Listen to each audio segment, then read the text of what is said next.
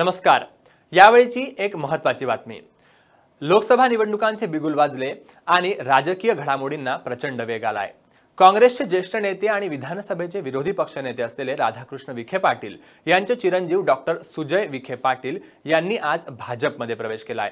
आज मुख्यमंत्री देवेंद्र फडणवीस यांच्या उपस्थितीत त्यांनी भाजपमध्ये प्रवेश केला। मुंबईतील वानखडे स्टेडियमवर आज हा कार्यक्रम पार पडला।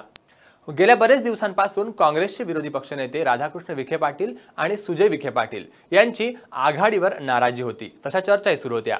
अहमदनगरची जागा राष्ट्रवादीला सुटल्याने राधाकृष्ण विखे पाटील यांनी राष्ट्रवादीचे अध्यक्ष शरद पवारांना मुलासाठी गळी घातली होती। मात्र राष्ट्रवादीचा पवित्रा ही जागा काँग्रेससाठी सोडण्याचा आधीपासूनच नव्हता आणि सुजय पाटील यांची राष्ट्रवादीत जायची मानसिकताही नव्हती।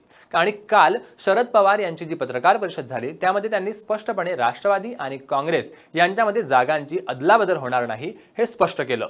यामुळेच सुजय विखे पाटील यांनी भाजपमध्ये प्रवेश करणार असल्याचं कुठेतरी पक्क झालं होतं आणि आज त्यांनी तो प्रवेश केलाय।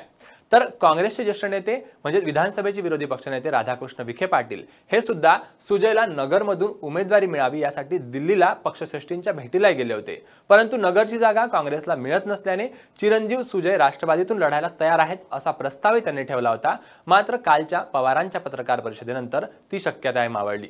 तर गेल्या 9 मार्चला शनिवारी त्यांनी भाजप नेते म्हणजे सुजय यांनी भाजप नेते आणि मंत्री असलेले गिरीश महाजनांसोबत हेलिकॉप्टरने एकत्र प्रवास केला। त्यानंतर सुजय यांच्या भाजपमध्ये प्रवेश करण्याच्या चर्चा राजकीय वर्तुळात रंगू लागल्या होत्या।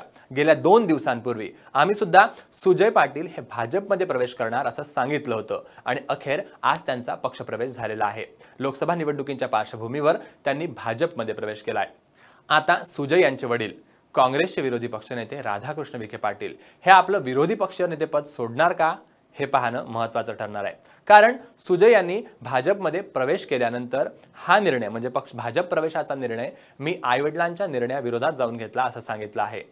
लोकसभा निवडणुकांचं बिगुल वाजलंय तेव्हा ह्या सगळ्या राजकीय घडामोडी अशाच घडत राहणार आहे। आजच सुजय विखे पाटील यांचा भाजप प्रवेश झालाय। सविस्तर बातम्यांसाठी पाहत रहा HW मराठी।